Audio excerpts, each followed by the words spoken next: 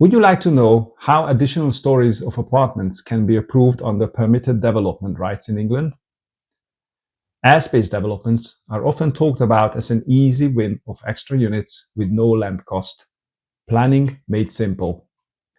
And while it can be one of the most efficient ways of intensifying a site and delivering much needed homes, it is also one of the areas where we see most of the misunderstandings and the most avoidable mistakes happen.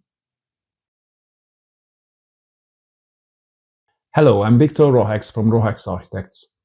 For over 8 years, we have been helping our clients maximize residential development value in and around London, and particularly through conversions, extensions, and airspace schemes. Airspace is one of those areas where getting the strategy right early makes all the difference. In England, certain types of roof extensions and additional stories are allowed under the General Permitted Development Order, depending on the type of the existing building, which can be detached blocks of flats, terraced residential buildings, detached and terraced commercial buildings, and mixed-use buildings.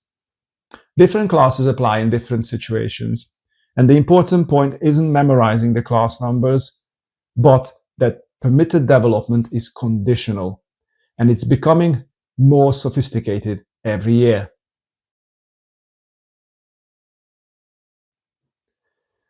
Airspace schemes have always been controversial. Hundreds of objections, no affordable contributions, etc. The days of submitting a few floor plans and elevations and receiving an approval within 8 weeks are long gone. Since 2021, any residential units created under Airspace permitted development rights must comply with the national space standards. We'll cover this in a separate video because it is a topic in its own right. And then since 2022, the famous Cap Housing High Court judgment changed things even further. Local authorities can now consider a much wider impact on the amenity of adjoining premises, not just privacy, overlooking and loss of light, but also outlook, noise, activity, and the external appearance of the proposal in its wider context. In other words, airspace schemes are no longer assessed in isolation. Context matters.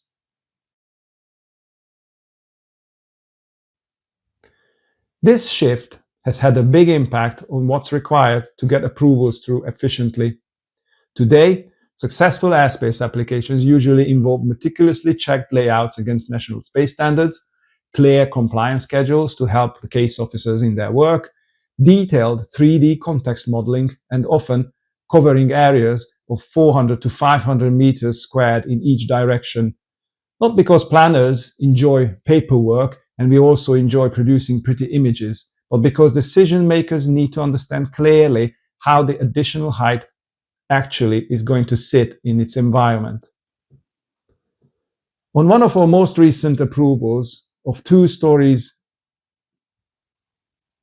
on one of our most recent approvals of 2 additional stories on top of a 4-story office building in Epsom, unit layout compliance and context analysis were absolutely crucial to our success. There are also some key technical and procedural issues that can quietly derail an airspace scheme if they are not considered early. For example, whether the building will become a high-risk building, whether the top residential floor ends up above or below 18 meters of the adjoining site levels, the requirement for non-combustible facades above 11 meters height, and how this affects both not just the new envelope but also the existing one. Whether existing stair cores comply with current regulations and if they can be upgraded. The requirement for evacuation lifts, especially in London. Aerodrome safeguarding. If the site is within 3 kilometers of an aerodrome, including hospital helipads, etc., airspace PD will not apply. Structural capacity, particularly when setbacks mean load doesn't align with the existing columns.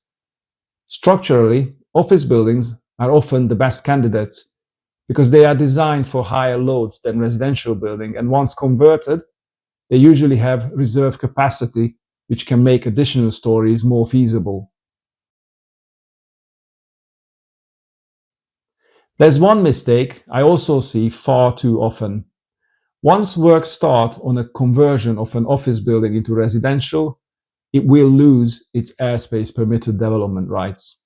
That means the airspace approval must be secured before construction work starts on the actual conversion. Get this wrong, and the viable airspace opportunity can disappear overnight. Airspace development can add significant value, but it's no longer a shortcut. It requires the right building, the right planning route, and the right level of early architectural thinking. If you're considering an airspace opportunity or want to understand whether one genuinely stacks up, speak to us at Rohacs Architects. I hope you found this video interesting. Although we made all reasonable efforts to ensure that the information in this video is accurate at the time of release, it's only intended for educational purposes, so please do not treat this as professional advice and make sure you consult a professional about your own project. Many thanks for watching, and I look forward to sharing more with you in the next episodes.